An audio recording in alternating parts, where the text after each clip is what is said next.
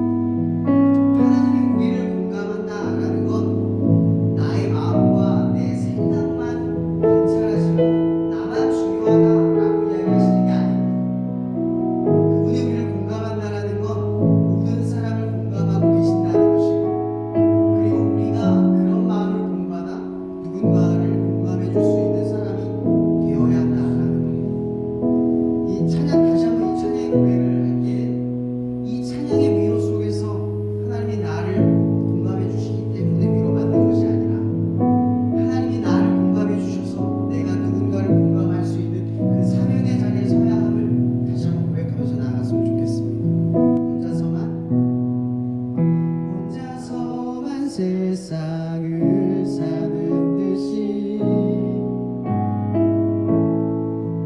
주가 멀어 보이기만 할 때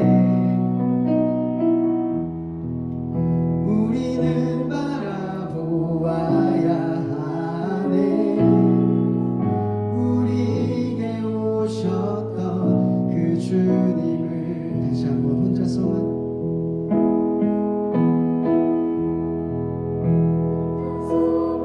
세상을 사는 듯이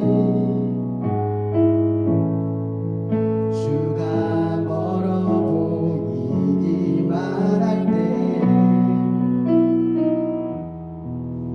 우리는 바라보아야 하네. 우리에게 오셨던 그 주님을 주님이 우리와 주님이 우리의 아픈 마음을 아시네. 가까이서 우리의 아픔에 공감하시네.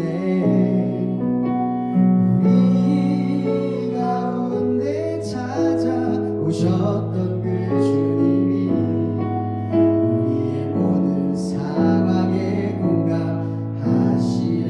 주님이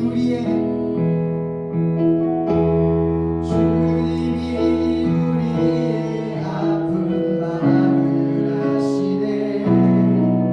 가까이서 우리의 아픔에 공감하시네. 우리 가운데 찾아오셨던 그 주님이 우리의 모든 상황에 공감하시네. 이 시간 잠깐 기도했으면 좋겠습니다. 여러분, 예수님께서 여러분들에게 내가 너희를 공감하고 있다, 내가 너희를 공감할 수 있다, 그걸 보여주신 사건이 십자가에 매달리기까지 그분이 겪었던 모든 일입니다. 예수의 겪은 모든 일로 인하여 우리는 그분이 우리를 공감하시는 데 있어 조금도 의심 없이 그분은 그렇게 할 수 있다라는 믿음을 얻을 수 있습니다. 이처럼 예수님께서는 우리를 이 세상을 공감할 수 있는 고난과 어려움 속으로 우리를 인도하시는지 모릅니다. 근데 그러한 고난의 요청 속에서 우리는 누군가를 공감할 수 있는 능력과 힘을 가질 수 있습니다. 시간 기도할 때 하나님께서 나의 삶을 그 고난 가운데로 초대하신다면 나도 이 세상을 공감할 수 있는 능력과 힘을 같이 얻으며 살아갈 수 있는 당신의 자녀로서 살아갈 수 있게 해달라고 이 시간 잠시 기도하며 나갔으면 좋겠습니다. 기도하시겠습니다.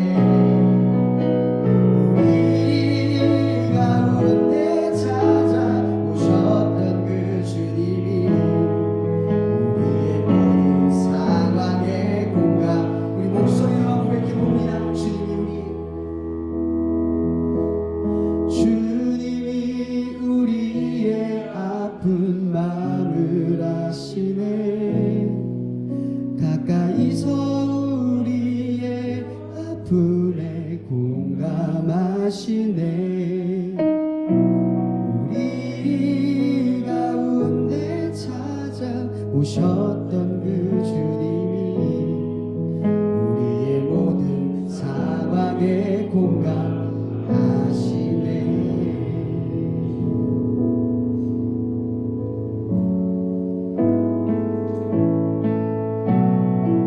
우리 다음은 우리 신나는 찬양으로 같이 고백하며 나갔으면 좋겠습니다. 예수 열방의 소망이라는 찬양으로 나가겠습니다.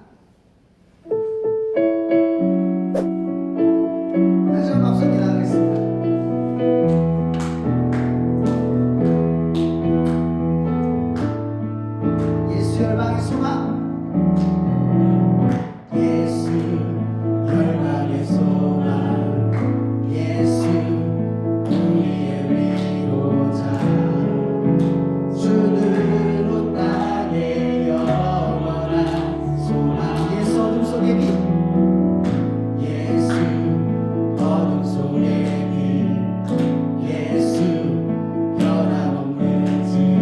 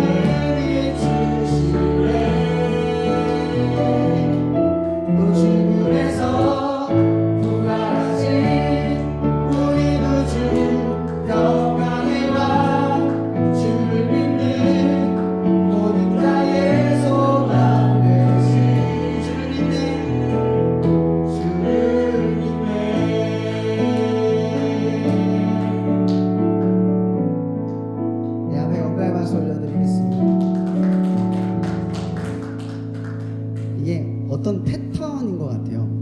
제가 이번 주일날 저희는 저 양들교회에서 대전 예배 드리는데 저희는 그 복음성가로 예배를 드립니다. 되게 아침부터 되게 박력 넘치게 풀세션으로 예배를 드리는데 그런 시련을 주시는 거예요. 아무도 안 오는 거예요. 저랑 싱어만 와 있는 거예요. 그래서 이번 주 예배를 드리는데 많은 생각들을 했습니다. 자꾸 정죄감이 생기고 기쁨이 사라지고 이게 맞을까? 수만 가지 생각을 했던 것 같아요. 근데 그러면서 하나님이 제 머리를 딱 치셨던 게 하나 있어요. 뭐냐면 나는 정형화되어 있구나. 하나님 앞에 예배드리는 문제가 정형화되어 있구나. 틀을 벗어나면 잘못됐고 틀을 벗어나면 안 되고 망하고 실패한 거라고 생각을 한 거예요.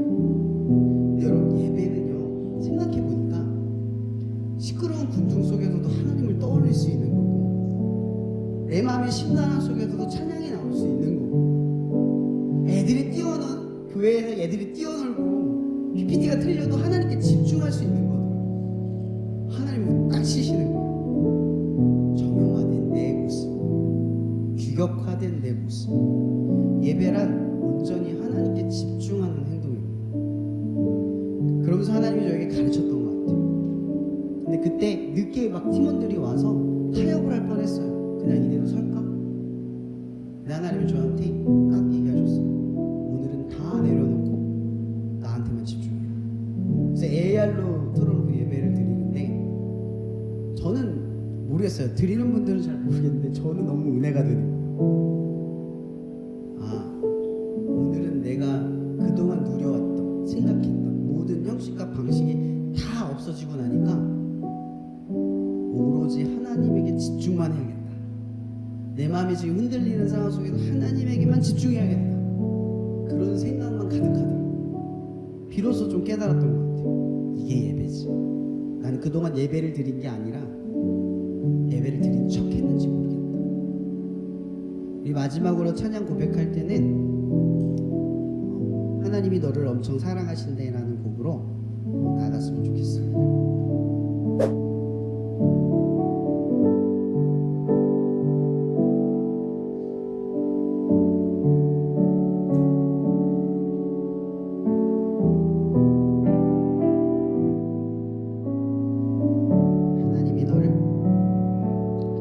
하나님이 너를 엄청 사랑하신대. 하나님이 너를 엄청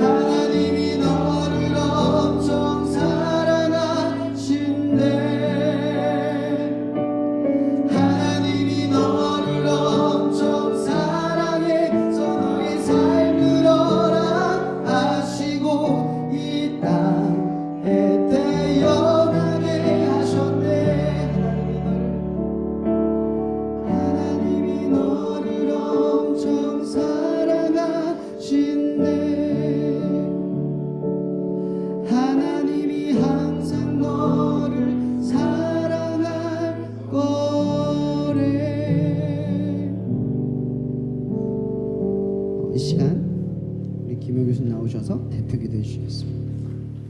사랑과 은혜가 많으신 하나님 아버지, 감사와 찬양을 드립니다. 우리들 주님 몸 되신 교회의 지체로 삼아주시고 예수님으로부터 함께 말씀의 영양분을 공급받고 한 마음으로 그리고 함께 기도하고 예배하고 고민하며 격려하며 사랑을 나누게 하시니 감사를 드립니다. 오늘도 주님께서 이 예배를 받으시며 우리가 교통하시며 우리 삶에 개입하시고 변화시키시기를 소원합니다. 캠퍼스 처치를 위하여 기도드립니다. 2023년도 2학기도 이제 2주 후면 종강을 맞이하게 됩니다. 개강 예배를 드리며 힘차게 시작한 한 학기 동안 캠퍼스 내부와 외부의 다양한 어려움 가운데 있어서 캠퍼스 처치가 이어지게 하시고 믿음의 성도들로 채워주시고 주님의 사랑과 복음을 전하며 한 학기를 은혜 가운데 보내게 하시니 감사를 드립니다. 캠퍼스 처치가 모든 캠퍼스 기독인들의 마음의 구심점 되게 하시고 함께 협력하며 사역하며 기도하는 믿음의 터가 되게 하시고 마귀의 계략을 타파하고 물리치는 믿음의 군대 되게 하시고 캠퍼스 복음화의 돌파구를 마련하는 플랫폼 되기를 소망합니다.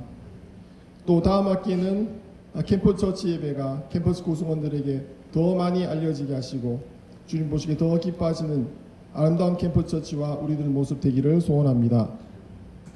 캠퍼스 처치 성도들과 그들의 믿음 생활을 위해서 기도를 드립니다.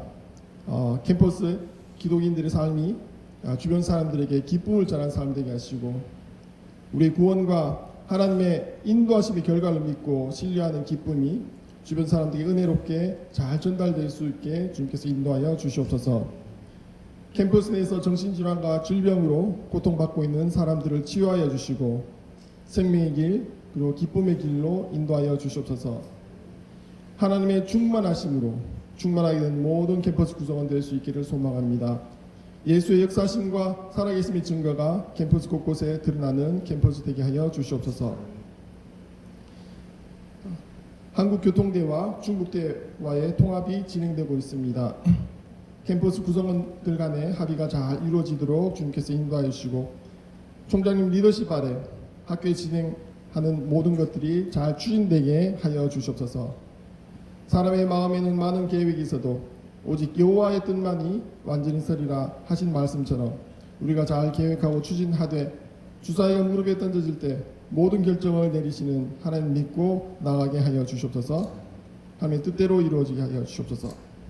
오늘 말씀 전하시는 우리 황세현 목사님을 주님께서 담대하게 말씀 전하게 인도하여 주시옵고 말씀 듣는 우리들이 힘을 얻어 캠퍼스 예수의 향기를 잘 전하는 삶을 살게 하여 주시옵소서. 모든 말씀 맡기오며 예수님의 이름으로 기도드렸습니다. 많이 추우시죠?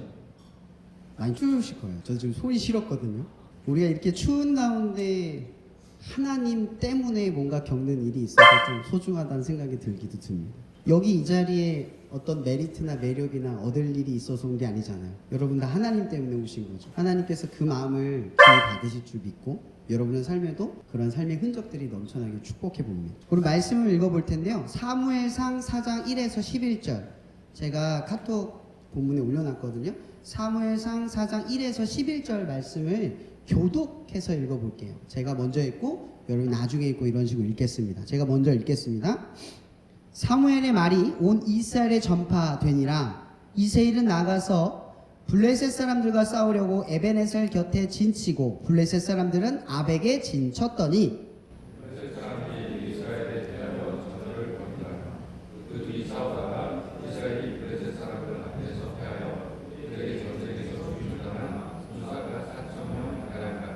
백성이 진영으로 돌아오매 이스라엘 장로들이 이르되 여호와께서 어찌하여 우리에게 오늘 블레셋 사람들 앞에 패하게 하셨는고 여호와의 언약궤를 실로에서 우리에게로 가져다가 우리 중에 있게 하여 그것으로 우리를 우리 원수들의 손에서 구원하게 하자 하니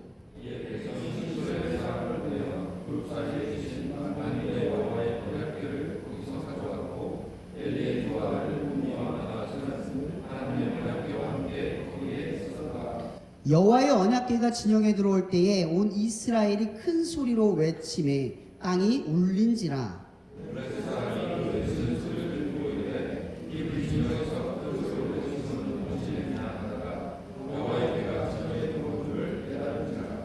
블레셋 사람이 두려워하여 이르되 신이 진영에 이르렀도다 하고 또 이르되 우리에게 화로다. 전날에는 이런 일이 없었도다.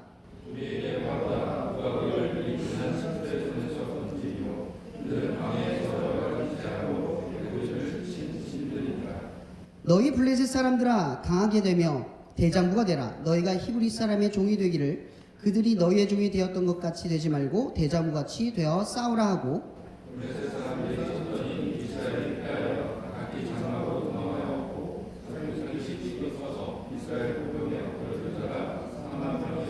같이 읽겠습니다. 하나님에게는 빼앗겼고 엘리의 두 아들 홈니와 비나스는 죽임을 당하였더라. 아멘. 우리 지난번에 나눴던 말씀이 여호와의 말씀이 흔하지 않았던 그때의 시절의 이야기를 했습니다. 오늘 말씀의 첫 서두가 이겁니다. 사무엘의 말이 온 이스라엘에 전파되니라. 여기서 사무엘의 말이라고 하는 건 사무엘의 말을 의미하는 게 아니죠. 하나님이 이제 사무엘에게 뭘 하기 시작했죠? 말씀을 하기 시작을 한 겁니다. 그러니까 이제 사무엘이 말하는 것은 곧 하나님이 말씀하신 것과 같이 되었다라는 거죠. 이제 이게 어느 거냐면 이제 블레셋과 이스라엘이 싸움을 한 그때쯤 사무엘이 뭘 하기 시작했다고요?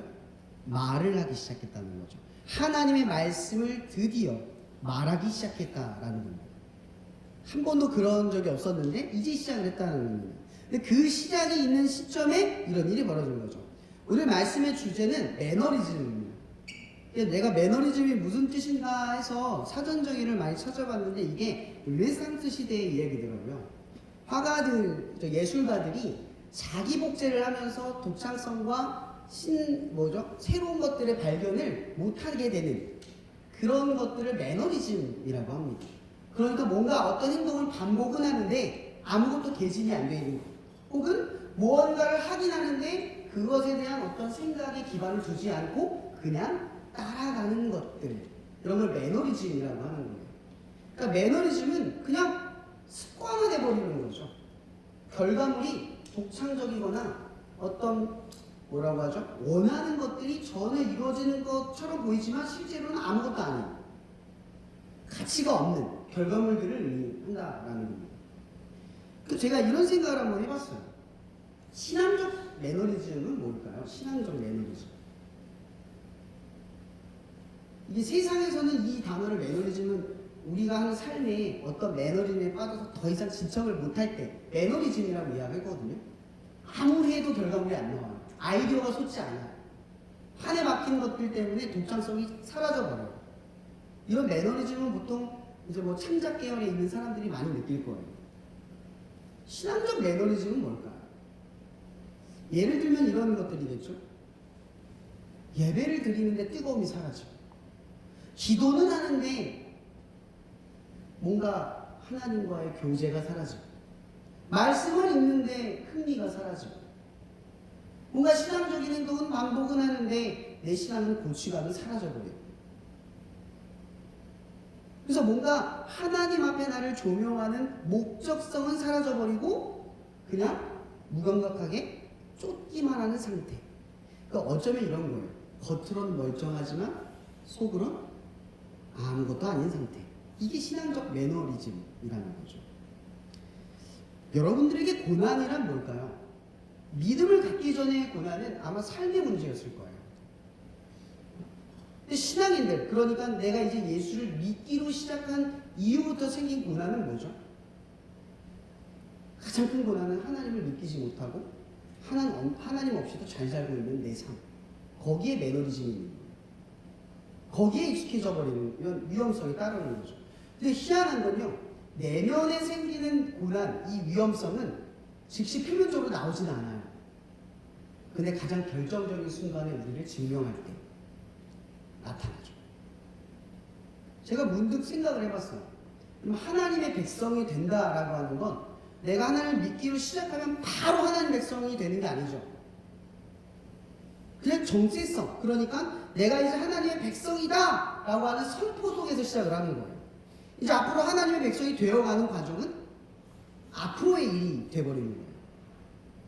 근데 여러분, 하나님의 백성으로 여태까지 살지 않다가 갑자기 이제부터는 하나님의 백성이야 라고 선포하고 살아가게 되면 어떤 문제가 당면하죠? 정체성의 혼란이 일어나는 거예요. 앞으로 선한 사람이 되기 위해서 어떤 일을 해야 돼요? 선한 삶을 시작해야 돼요. 우린 보통 이런 걸 뭐라고 말하냐면 훈련이라고 이야기를 해요. 그럼 거꾸로 한번 이야기해 볼게요. 그러니까 악한 사람은 어떻게 악한 사람이 되냐? 악한 습관이 반복될 때 악한 사람이 되는 거예요. 그러니까 우리가 이전에 살았을 땐 하나님을 믿기 전의 삶의 반복 속에서 이제는 뭐예요? 선한 삶의 훈련을 시작하는 거라는 거죠. 마찬가지로 우리가 선한 사람이 되기 위해 일정 시간이 있고 악한 사람이 되기까지도 일정 시간을 보낸다라는 건 상식의 문제예요. 근데 우리는 이 문제를 가볍게 느끼잖아요. 내가 기도를 하면 해결 끝나요. 회개만 하면 죄 없음으로 끝나버려요. 양심이 너무 해결을 받아요. 내가 매너리즘을 빠지고도 예배를 드리고 나면 뜨거운 감정에 속아서 나 이제 다 회복된 것 같아 하고 돌아가요. 근데 다시 평온하게 돌아가죠. 아무렇지 않은 상태. 저는 최근에 하나님 앞에 되게 힘든 시간들을 좀 보내고 있어요. 근데 힘들다고 할 때 정의가 여러분들이 생각하는 그런 힘듦은 아닐 거예요. 제가 느끼는 요즘의 힘듦은 이런 겁니다. 저 요즘 몸이 너무 편하고 건강하고 원하는 게 잘 이루어져 가고 있어요. 그냥 하던 대로 너무 잘 살고 있고 요즘 감사도 충만하고 뭔가 고난도 없고 아무 어려움이 없어요. 근데 고난이 찾아왔어요. 저에겐 너무나 심각한 고난이 찾아왔어요. 어떤 고난이냐면 매너리즘이었어요. 이 너무 깊은 매너리즘에 빠져버렸어요. 말씀에 흥미가 없고 기도의 뜨거움이 사라지고 말씀이 흔한 삶이 아니라 너무 평안하고 안정적이다 보니 더 이상 하나님을 간절하게 찾는, 의지하는 그런 상태가 사라져버렸어요. 그래서 최근에 저희 기도 제목이 바뀌었어요. 하나님 다시 갈망하고 싶습니다. 나 이 상태로 더 이상 못 살겠습니다. 근데 이게 제 맘대로 안 되는 거예요. 근데 이런 상태를 위기로 바라보기 시작했다라는 게 너무 감사하기도 했어요. 이게 진짜 위기구나. 왜냐면요, 여러분, 매너리즘은 제가 얘기했죠? 지금 당장 위기가 찾아오지 않아요. 언제 찾아온다고요? 결정적인 순간에 찾아와요. 그럼 다윗의 이야기를 한번 나눠봅시다. 그럼 다윗은 광야의 수많은 큰 여정 속에서 왕이 되기까지 얼마나 힘든 여정을 보냈죠? 근데 그렇게 힘든 삶을 살았음에도 불구하고 이 다윗은 하나님의 사람, 합한 사람으로서의 조건을 하나도 잃어버리지 않았어요. 완벽한 조건을 이룬 사람이에요. 그렇게 왕이 되었잖아요. 근데 그 다윗이 언제 무너지나요? 매너리즘에 빠진 거예요. 옥상을 거닐다. 예쁜 여자를 봅니다. 왜 하필 그 시간에, 그 야밤에 그 옥상을 거닐다 그 여자를 보았을까? 여러분, 보통 성경에서 하는 이야기 중에 눈은 뭘 의미하냐면 내 가치관과 내 삶의 방향성과 내 관심을 말하는 거예요. 그러니까 다윗이 지금 눈에 뭐가 들어왔다는 겁니까? 삶의 안정이 찾아오니까 하나님 사라진 거예요. 매너리즘이 되니까 깊은 나락에 들어가니까 위기가 한순간에 들어온 게 아니라 스며시 들어와서 다른 걸 보게 되는 거예요. 근데 거기서 끝나나요? 그 여자를 또 취하죠. 거기서 끝나나요? 아이를 가졌다는 얘기를 듣고 그걸 덮으려고 돼요. 이게 죄의 속성이죠. 야고보서에서는 이걸 욕심이 잉태하여 죄를 낳고 죄가 성장하여 사망을 낳는다 알겠어요. 끝없어요. 계속 그런 상태로 이어져 가는 거예요. 다윗이 왜 그런 매너리즘에 빠졌죠? 이제 왕이 됐거든요. 전쟁을 승승장구 이겨가거든요. 삶의 문제가 사라졌어요. 나의 대적이 없어요. 더 이상 나를 해치는 사울이 없어요. 자기보다 높은 사람이 이제 사라졌어요. 그 위에 하나님이 계시죠. 자기가 왕이 됐어요. 그 장면 아시죠? 라빠를 취하는데, 그 라빠에 올라가 취하는데, 그때 그의 부하가 뭐라고 그래요? 왕은 올라가지 마소서. 당신은 이스라엘 등불입니다. 우리가 대신 가서 그 성을 취하겠습니다. 이기만 할 쯤에 오셔서 그 성을 취하십시오. 영광은 당신께 드리겠습니다. 그럼 이게 충성된 말 같지만 무슨 말인 줄 아십니까? 여러분, 하나님이 세운 이스라엘 왕은 영광을 취하라고 준 자리가 아닙니다. 하나님께 영광을 돌리라고 준 자리죠. 그쵸? 근데 다윗은 그걸 어떻게 생각해요? 받아들여요. 매너리즘에 빠지니까 그게 내 거라고 그냥 생각하고 살아간 거예요. 왜 그렇게 됐죠? 안정적이고 평안한 삶이 지속되니까. 하나님을 필요로 하고 하나님을 의지해야 할 조건들이 상실되니까 다윗조차도 누굴 잊어요? 하나님을 잊어버리게 되는 거죠. 이런 매너리즘이 안 무서운 것 같죠? 사실은 매너리즘이 제일 무서운 겁니다. 거기에 빠지기 시작하면 무감각해져요. 서서히 마비돼가면서 죄책감도 없고 그냥 내 삶이 완벽하고 잘 지내고 있으니까 아무 이상이 없는 것처럼 느껴져요. 그렇게 되면 어떤 현상이 일어나는 줄 아시죠? 회개 안 합니다. 잘 살거든요. 우리 고난이 찾아오거나 실수가 일어날 때 내가 죄가 있지 않을까 생각해요. 근데 삶이 잘 돌아가면 어때요? 그런 생각 전혀 안 하고 살아. 그럼 우리한테 가장 위험한 상태는 뭡니까? 고난이 찾아올 때입니까? 아니면 평온한 순간입니까? 다 알 겁니다. 신앙적 위기는, 고난은 그 순간에 찾아옵니다.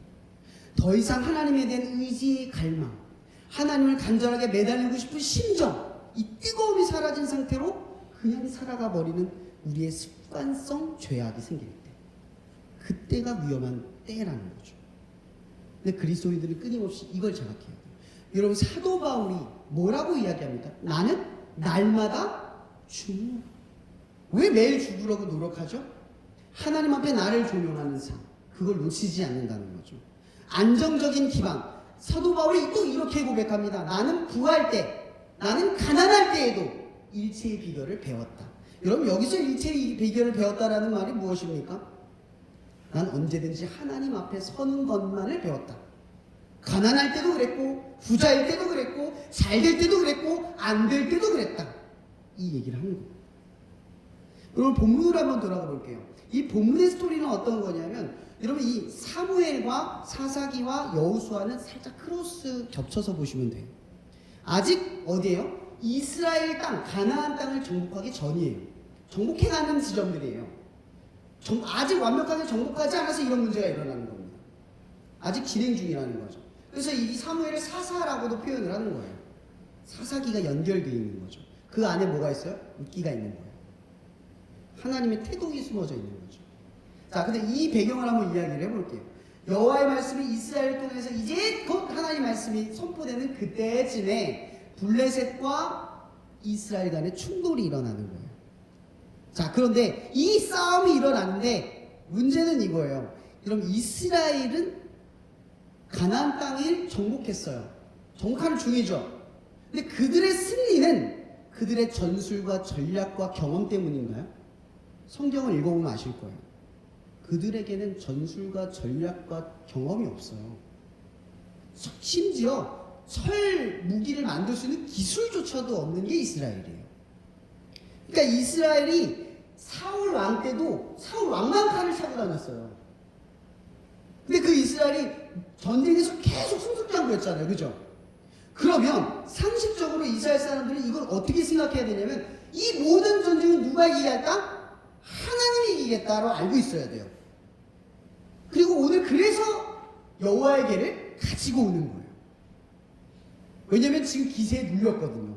블레셋은 칼도 들고 있고 군사도 더 많아요. 훈련받은 뭐 갑옷도 있고 막 이러고 오잖아요. 근데 자기들은 곡괭이랑 멍둥이랑 돌을 들고 왔는데 이게 싸움이 되냐고요? 안 되잖아요. 위축되는 거예요.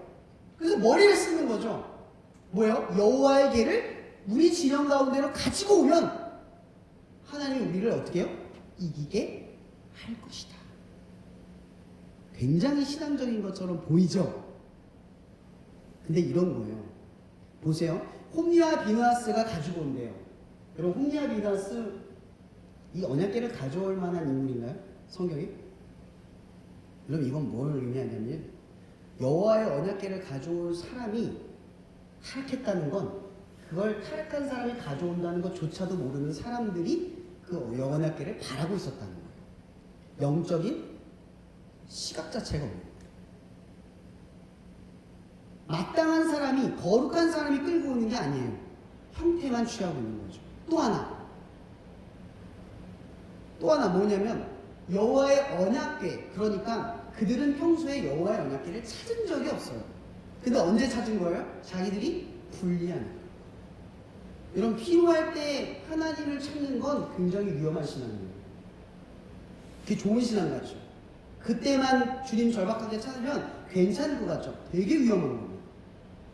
여기 있는 사람들을 보세요. 자기들이 불리하고 위축되고 위험하니까 여호와의 언약궤를 가지고 오는 거예요. 근데 하나님이 언약궤가 우리 안에 있으면 이긴다가 아니라 언약궤가 우리 가운데 오면 이길 거다 이거예요. 굉장히 종교적인 거죠. 여러분, 언약궤가 이기게 하는 게 아니라 하나님이 이기게 하는 거예요. 우리의 종교적 행동이 세상을 이기게 해주는 게 아니라 우리가 믿고 있는 하나님이 우리를 이기게 하시는 거예요.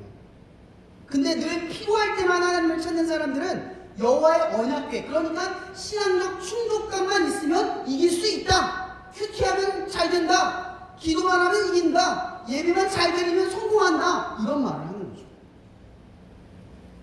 근데 정작 중요한 건 하나님이에요. 하나님. 근데 이 보면은 굉장히 신앙적인 것처럼 보이는 이 사람들이 지금 여호와의 언약궤만 있으면 이긴다라고 생각하고 가지고 왔어요. 그리고 함성을 질러요. 이스라엘 블레셋 사람들이 그걸 듣고 위축이 됩니다.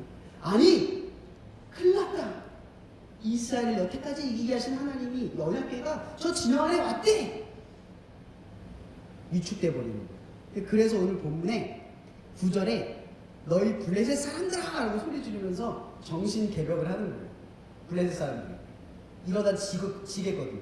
이 당시의 전쟁은 기백 싸움이거든요. 기세에서 눌리면 지는 거예요. 그러니까 블레셋 사람들이 소리를 지르는 거예요. 다시 정신을 가다듬고 우리의 신을 앞세워. 우리 신들이 강하니까 이기게 하실 거라. 가자! 가는 거예요. 그런 장면이 일어나는 거예요. 근데 어떻게 돼요? 져요. 그럼 보통 하나님을 믿는 백성이 이겨야 되잖아요. 아무리 잘못했어도 하나님이 계신 곳이 이겨야 되잖아요. 적어도 하나님 언약궤가 있는데 져요. 왜 졌을까요? 원인은 딱 하나예요. 승리는 하나님의 것입니다. 이스라엘 것이 아니에요. 자, 왜 그러냐면 이유가 이거예요. 여러분, 이스라엘, 히브리라고 하는 이스라엘이 출애굽을 했습니다. 가나안 땅에 들어갔어요. 가나안 땅 왜 들어갔죠? 더 나은 삶을 위해서 갔습니까? 완전히 다른 삶을 살기 위해 갔습니까? 이게 중요한 포인트예요. 이스라엘 사람들이 가나안 땅을 간 건 애국보다 나은 삶을 기대해서 간 게 아닙니다. 하나님이 그들을 백성으로 끌어간 건 그곳에선 하나님의 나라, 하나님의 백성, 하나님의 자녀다운 사람을 살아가기 위해 만들어 놓은 장소예요. 여긴 더 나은 삶을 살아가기 위한 장소가 아니라 완전히 다른 삶을 위한 장소라는 거죠. 근데 이스라엘 사람들이 기대했던 건 뭐예요? 저 나라보다 조금 더 나은, 저 민족보다 조금 더 나은, 이전의 삶보다 조금 더 나은 기대감을 가지고 이스라엘 땅을 정복했다는 거죠. 그들의 사명, 그들이 왜 이스라엘 땅을 정복을 하죠? 목적이 뭐예요? 하나님의 나라를 넓히기 위해서? 말씀의 성취를 이루기 위해서? 아닙니다.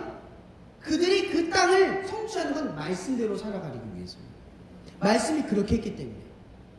그들의 소명과 삶의 목적은 말씀이었어요. 하나님과 관계하는 나라. 그걸 이루기 위해 싸움을 하는 거예요. 근데 지금 이게 어떤 현상이 일어나는 거예요? 거꾸로 된 거죠. 하나님을 위해 싸운 게 아니라 자기들의 나라를 위해 싸운 거예요. 그래서 진 거예요. 하나님은 하나님의 나라를 위해서 승리하려고 하는데 자기의 나라를 위해 싸우는 사람들을 위해 편을 들어주지 않은 거죠. 그럼 이 사건은 여기서 끝나잖아요. 나중에 읽어보면 되게 특이해요. 하나님의 언약궤가요 스스로 돌아옵니다. 결국 아비나답의 집에 가서 복이 일어나요. 하나님 궤가 스스로 돌아와요.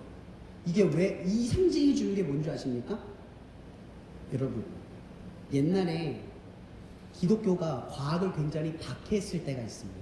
왜 했는 줄 아세요? 천주교는 그런 생각을 한 거예요. 혹시나 과학이 하나님이 없는 것을 찾아서 우리 신앙이 위협받을까봐 두려워했어요.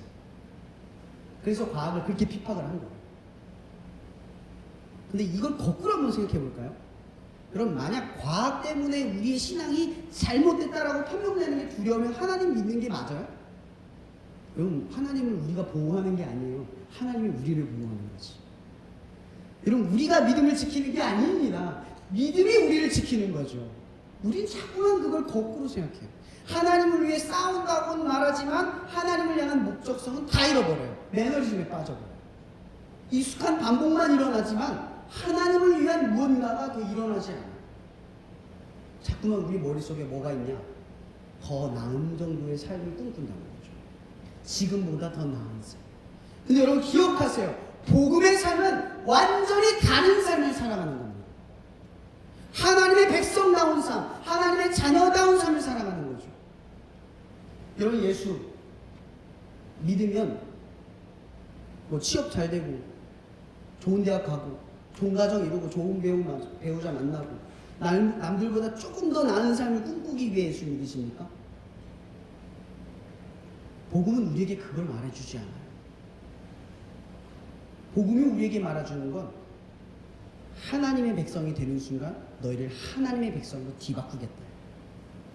너희가 하나님의 자녀가 되는 순간 너희를 하나님의 자녀로 만들겠다. 근데 여러분, 하나님의 백성이 되는 길은 더 나은 삶이 아니기 때문에 우리는 조금만 바꾸는 게 아니라 완벽하게 바꿔야 한다라는 거죠. 생각하는 방식을 바꿔버리는 거예요. 살아가는 방식을 바꿔버리는 거예요. 비전을 바꿔버리는 거죠. 뭐예요? 바로 성령의 역사, 말씀을 따라, 그리고 하나님의 마음과 그의 나라와 그의 의를 품는 것. 전혀 다른 길을 걸어가기 시작한다는 거죠. 저는 오늘 이 말씀을 묵상하면서 우리의 생각을 한번 생각해봐요. 여러분, 이 학교 와서 여러분이 꿈꾸는 거, 그거 이루기 위해서 하나님을 위해 살아가는 게 아니라는 거죠. 그럼 하나님이 여러분의 삶에 필요할 때만 찾아지는 존재가 되게 하지 마세요. 그러면 져요. 결정적인 순간에 진다. 매너리즘에 빠지지 않는 씨름을 하세요. 오늘 말씀에 보면 이런 말씀이 있어요. 우리의 씨름은 혈과 육을 상대하는 것이 아니요 통치자들과 권세자들과 이 어둠의 세상 주관자들과 하늘에 있는 악의 영을 상대함이라. 여러분, 이게 뭔지 아세요? 여러분, 신앙싸움 세상에 볼 때는 말씀 읽고 기도하고 예배하는 게 그게 뭐가 대단해? 그거 한 번 어긴다고 뭐 큰 문제야? 그렇게 자꾸 사소한 문제 가지고 왜 싸워? 이렇게 말합니다. 근데 기독교인에게 이 싸움이 진짜 본질적 싸움이라는 거예요. 여기서 싸워서 이기는 게 여러분의 삶을 이기는 문제와 연결이 되어 있는 거예요. 이런 이스라엘 사람들이 블레셋에게 진 결정적인 이유가 여기 있습니다. 그들은 당면한 문제를 가지고만 싸워요. 그럴 때만 하나님이 보여요. 그럴 때만 하나님이 필요해요. 그럴 때만 하나님을 의지해요. 근데 여러분, 이스라엘을 이끄신 하나님은 그들을 아말렉과 혹은 수많은 민족과 물과 어려움, 고난, 배고픔 속에서 그들이 필요할 때만 역사했고, 나는 너가 원할 때만 나는 찾아간다, 이렇게 하셨습니까? 아닙니다. 불기둥과 구름기둥으로 그들을 인도하시면서 내가 너희 중에 있고 내가 너희를 이끌고 있고 내가 너희를 한시도 떠난 적이 없다. 너희가 필요할 때만 존재하는 내가 아니라 나는 언제나 너희들 곁에 있었다. 에요. 매너리즘. 이 매너리즘은 뭐냐? 우리의 고난입니다. 우리가 말씀의 감흥을 잃고 기도의 절박함이 사라지고 예배에 대한 사모함이 없는 상태를 지속하는 것을 두려워할 줄 알아야 한다는 거죠. 여러분, 그게 진짜 우리의 싸움입니다. 삶의 고난의 문제, 그건 저 세상의 문제입니다. 우리는 삶의 고난이 생기면 영적인 문제 앞으로 나아갑니다. 하나님의 관계를 살핀다라는 거죠. 어쩌면 세상이 가장 하찮고 소홀하게 여기는 그것이 우리에게 가장 중요한 문제라는 겁니다. 그럼 오늘 이 말씀을 묵상하며 여러분 시험 기간 올해 한 해를 보냈으면 좋겠습니다. 그냥 하나님의 개만 여러분의 삶에 두는 인생이 되지 마십시오. 하나님이 항상 여러분의 삶에 계신 인생이 되기를 축복합니다. 하나님, 이 시간 우리가 다 함께 한번 기도하며 나아갑니다. 나의 매너리즘의 지점이 어디입니까? 나는 지금 어디 수렁에 빠졌습니까, 주님? 어디에 빠져서 하나님이 보이지 않습니까? 어디에 빠져서 하나님이 보이지 않는데도, 느껴지지 않는데도 왜 잘 살아갑니까, 주님? 나는 왜 하나님이 느껴지지 않는 삶이 행복하고 충만하고 감사하고 아무 문제 없는 그런 성공을 지향하며 살아갑니까, 주님? 이 시간 기도할 때 이거 가지고 기도했으면 좋겠어요. 여러분의 빠지고 있는 깊은 에너지의 수렁을 기억하십시오. 난 지금 어디에 빠졌습니까? 우린 지금 어디에 빠져 있습니까? 이 시간 기도할 때는 하나님, 그 깊은 매너리즘의 수렁 가운데에서 우리를 건져 주시옵소서. 나는 지금 고백합니다. 하나님, 나는 하나님을 뜨겁게 고백하는 삶을 간절히 소망합니다. 이 시간 함께 주여 한번 외치며 다 함께 기도하며 나아가겠습니다. 기도하시겠습니다. 주여! 하나님, 나는 내 삶에 너무나 평안한 삶의 지점 속에서 하나님 없는 삶을 너무나 잘 살아가는 것이 두렵습니다. 내가 정말 뜨겁고 간절했던 그때에는 비록 삶에 문제가 있었어도 하나님과의 뜨거운 마음 덕분에 그 모든 문제가 해결되는 기쁨을 맛보았지만, 어느 순간 지금 나의 삶엔 하나님을 절박하게 의지하고 내 삶의 문제를 해결하고 역사하시는 당신을 도무지 알지 못하는 인생을 살아가면서도 나는 당신을 열망하지 않는 그런 상태에 빠져버렸습니다. 하나님, 지금 우리의 학업 혹은 우리의 관계 혹은 우리의 일상 가운데 어디 수렁에 우리가 빠졌는지 나는 다시 한번 기억하려 합니다. 하나님, 우리를 그 구성에서 건져주시옵소서. 가인과 같이 그 수렁에 빠지지 않도록 우리를 깨워주시옵소서. 하나님, 몹시 두렵습니다. 그렇게 우리는 하나님 없이 싸우다가 오늘 말씀처럼 패배하는 인생이 될까봐 두렵습니다. 세상적 패배가 두려운 게 아니라 내 믿음이 패배할까봐 두렵습니다. 끝끝내 하나님을 위해 이기는 인생이 아니라 나를 위해 살다가 지는 인생이 될까봐 두렵습니다. 하나님, 우리의 영적 싸움을 회복시켜 주시옵소서. 보이는 것 가지고, 당연한 고난의 문제를 가지고 싸우는 우리가 아니라 더 나아가 더 깊은 영적 문제를 가지고 싸울 수 있는 해안과 지혜를 갖게 도와주시옵소서. 혼미와 비누와 스가의 그 거룩하지 않은 손으로 언약궤를 가져오는 그것을 허용하는 우리들의 상태가 아니라 더 깨어서 거룩하고 깨끗한 손으로 하나님을 예배하는 우리 되게 하여 주시옵소서. 사랑의 주님, 너무나 감사합니다. 오늘 말씀이 육신이 되어 우리의 삶 가운데 찾아와 주시옵소서. 베드로가 폭풍을 보고 서서히 빠져버렸던 그 물 가운데 예수의 손이 그를 건진 것처럼 오늘 우리를 그 깊은 매너리즘의 수렁 가운데에서 건져 주시옵소서. 그렇게 주님의 능력 가운데 하루하루를 살아갈 수 있는, 날마다 죽기를 각오하고 깨어있기를 수고롭게 열망하는 우리 되게 하여 주시옵소서.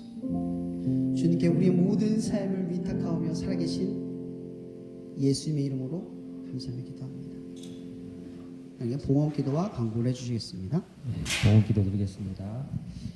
우리 삶의 주인이 되신 아버지, 캠퍼스 가운데서 또 바쁜 일상을 살다가 이 시간을 주님께 드리며 주님 옆에 나왔습니다. 이것이 우리의 남는 시간을 드리는 것이고 또 우리의 여유가 있는 시간을 드리는 것이 아니라 이 예배가 우리 삶의 참된 고백이 되기 원합니다. 주님만이 우리의 삶의 전부가 되시고 주님이 우리 삶에 없어서는 안 되는 가장 소중한 분이심을 고백하는 고백의 시간이 되기 원합니다.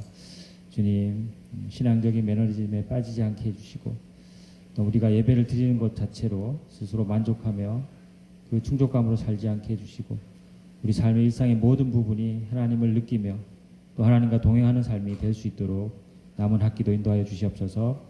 하나님 우리 캠퍼스의 가운데 필요한 재정을 부어주시고 또 우리 각자의 삶을 채우시는 주님 감사합니다.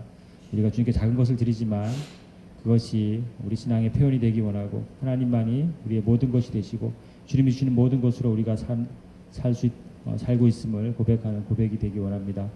하나님 우리의 삶 가운데 우리의 전부가 되어주시고 우리가 정말 하나님을 온전히 우리 삶의 주인으로 우리 삶의 왕으로 모시고 사는 저희들 다 되게 해 주시옵소서. 감사를 드리며 모든 말씀 예수님의 이름으로 기도하였습니다. 아멘.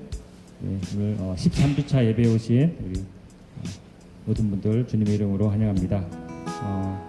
이제 이번 주가 13주차고요. 이제 다음 주는 11월 마지막 이제 예배로 연합 기도회로 드려지게 됩니다. 그래서 10월 달과 마찬가지로 6시까지 오시면 함께 김밥으로 간단하게 식사 교제를 하고 6시 반부터 기도회를 시작하겠습니다.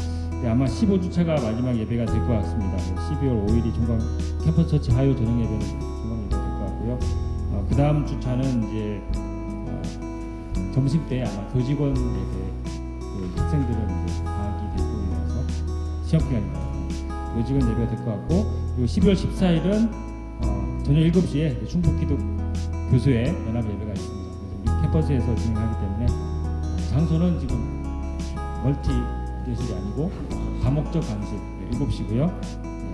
많은 교수님들 참여해 주시면 감사하겠습니다. 그래서 이번 학기가 얼마 남지 않았는데 남은 예배 가운데 승리하시고 또 한 학기 건강하게 잘 마무리하시기를 바라겠습니다. 목사님 축도로 예배를 마치겠습니다. 이 시간도 우리를 사랑하시는 하나님의 사랑과 우리를 깊은 수렁에서 건져주실 그리스도의 은혜와 날마다 우리의 삶 가운데 날마다 죽는 그런 일깨움을 베풀어 주실 성령님의 교통 역사하심이 이 시간도 하나님을 열망하는 마음을 분투하며 싸우려고 하는 당신의 자녀 하나님의 백성 머리 위에 날마다 함께하기를 예수 그리스도 이름으로 축원하며 기도합나이다.